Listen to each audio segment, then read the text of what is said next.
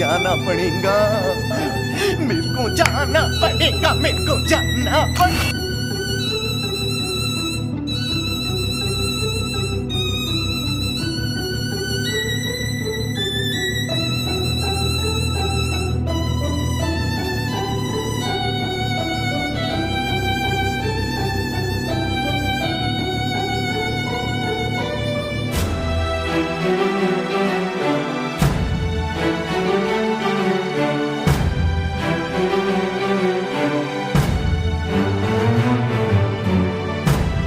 अस्सलामुअलैकुम गाइस, कैसे हैं आप सब। आई होप कि आप सब ठीक होंगे और मैं भी बहुत ही खुश और ठीक और फिट फाट हूँ।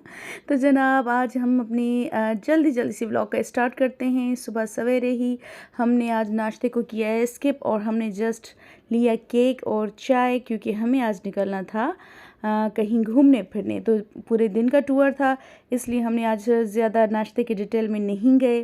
तो हमने करनी थी फटाफट तैयारी, और आपको पता है कि नाश्ते के साथ ही मुझे बर्ज़ा को जगाना होता है, फिर उसको उठाकर नाश्ता करवा कर उसको फ्रेश करवा कर रेडी करवाना होता है, जो कि मेरे लिए बहुत ही डिफ़िकल्ट काम है एज़ यू नो।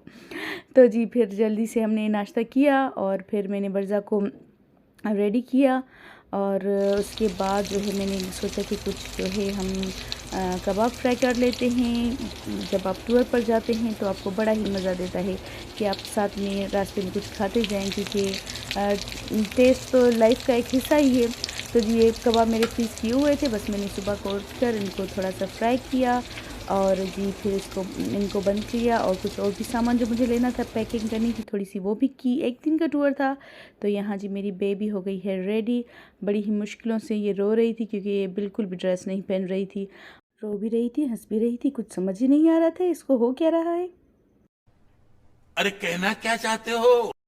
जी भाई वैन लेकर आ गए, तो हमें उन्होंने पिक किया पहले, उसके बाद उनको अपनी फैमिली को पिक करना था, और फिर हमें होना था रवाना सीधा। आज कहाँ जा रही थी आपको बाद में पता चलेगा। फ़िलहाल आप ये झटके नोट करें कि किस कदर हमें बड़े बड़े झटके लग रहे थे, और इस वैन की कंडीशन बिल्कुल भी अच्छी नहीं थी। बाकायदा ऐसे हम बैठे थे, लग रहा था कि हमें ज़लज़ला आया हुआ है। तो जी फिर हम जाते जाते झटके खाते खाते पहुँच ही गए। तकरीबन यहाँ जी बज रहे थे 11, तो हम काफ़ी लेट हो गए थे निकलते निकलते। थोड़ा पेट्रोल वगैरह डलवाना था भाई को, तो थोड़ा सा लेट हो गए थे। और जी फिर वहाँ पर मुझे एक सीन नज़र आ गया। ये देखें, इसको देखकर तो मुझे बिल्कुल ऐसे लग रहा था जैसे हम 80s और 70s और 60s की मूवीज़ देखते हैं। तो बिल्कुल वही, उसमें जो कुंभ का मेला दिखाते मुझे तो वही सीन लग रहा था।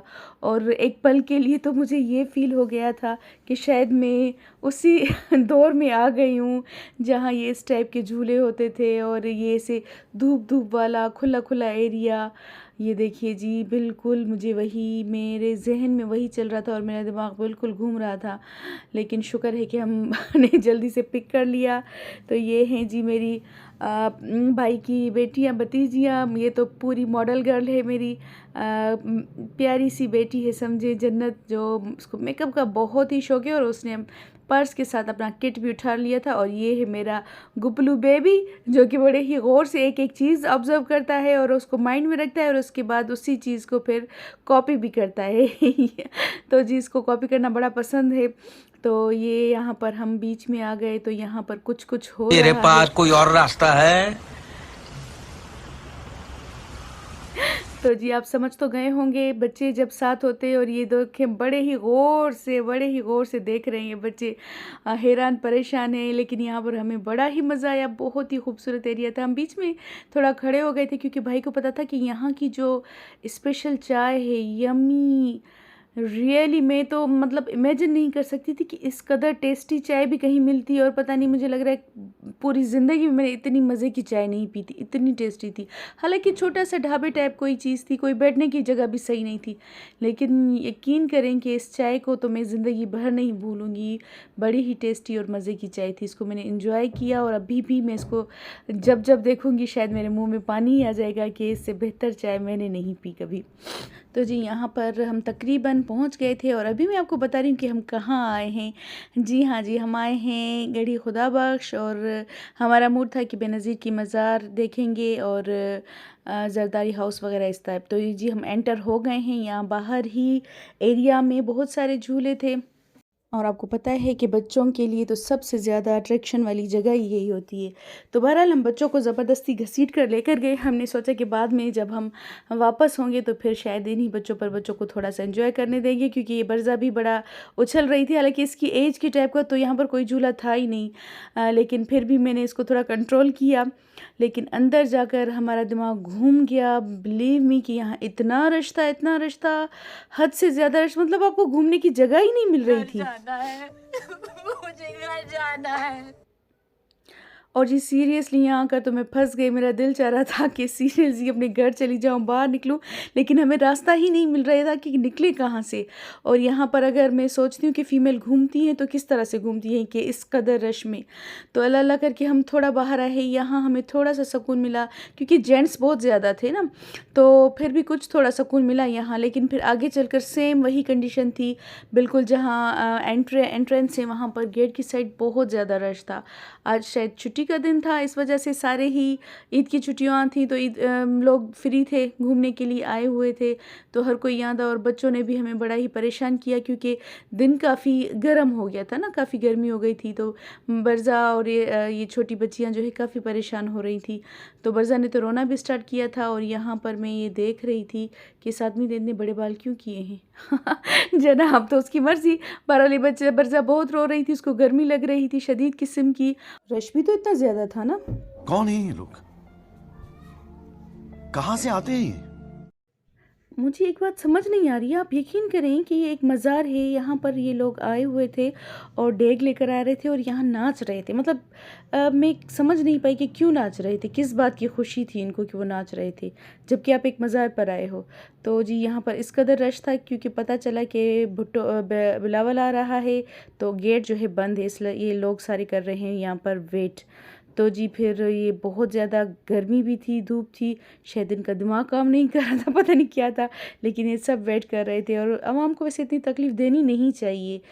तो बहरहाल सबको वेट था कि जब ओपन होगा तभी हम जाएंगे, अंदर जाकर घूम कर तो आए। तो जी फिर हम वहाँ गए। जब ओपन हुआ बहुत रश था, हमने रिकॉर्डिंग बिल्कुल नहीं कर सके और फाइनली हम बाहर आ गए। और गर्मी और हब्स इतना था, दम घुट रहा था। तो जी बाहर आकर हमने सोचा इससे अच्छा है बच्चों के साथ थोड़ा झूलों पर एंजॉय कर लें। तो जी बरज़ा को और कुछ तो नहीं मिला, तो इस झूले वाले को बरज़ा पर रहम आ गया। उसने कहा मैं खुद इसको पकड़ के खड़ा हो जाता हूँ, तो यहाँ पर वो थोड़ा बच्चों के साथ इंजॉय कर ले। बाकी तो माशाल्लाह से बच्चियाँ बड़ी थी, वो खुद ही इंजॉय कर रही थी सारे झूलों पर, लेकिन बरज़ा ने भी थोड़े थोड़े से टप्पे खाए। तो जी बरज़ा ने किया ये बड़ा कारनामा।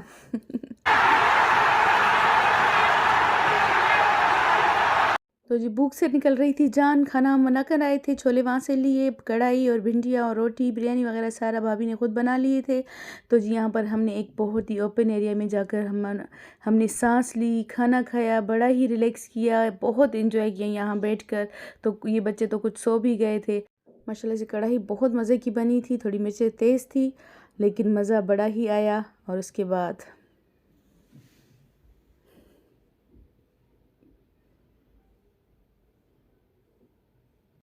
जी यहाँ पर तकरीबन 5 बज गए थे, लेकिन टायर हो गया था पंक्चर। तो भाई ने कहा कि यहाँ पर मैं लगवा लेता हूँ।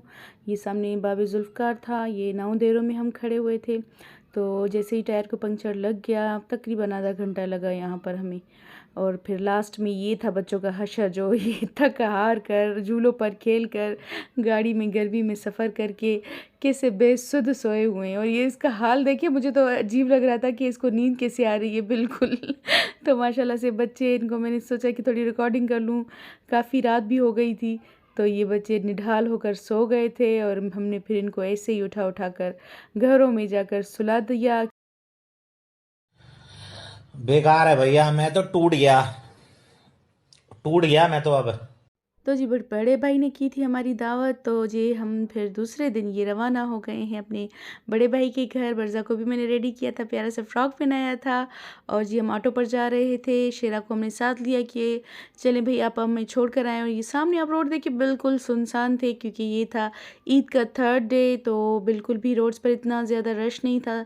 और हम भी बड़े मज़े से ही रिकॉर्डिंग करते करते भाई के घर जा रहे थे। बरज़ा को बड़ा ही मज़ा आ रहा था, एंजॉय कर रही थी बरज़ा यहाँ पर बैठकर। लेकिन मुझे डर लग रहा था कि वो मेरे हाथों से फिसल ना जाए, क्योंकि उसको थोड़ा फ्रॉक जो था वो सिल्क टाइप का था। तो जी ये पहुँच गए और यहाँ बड़ा ही ख़तरनाक एरिया था चढ़ने का। ये मेरे भाई का घर है, तो ये बच्चियाँ पहले से ही वहाँ ऑलरेडी मौजूद थी, ये भी आ गए थे पूरी फैमिली। तो माशाल्लाह से सब भाई के घर जमा होते हैं।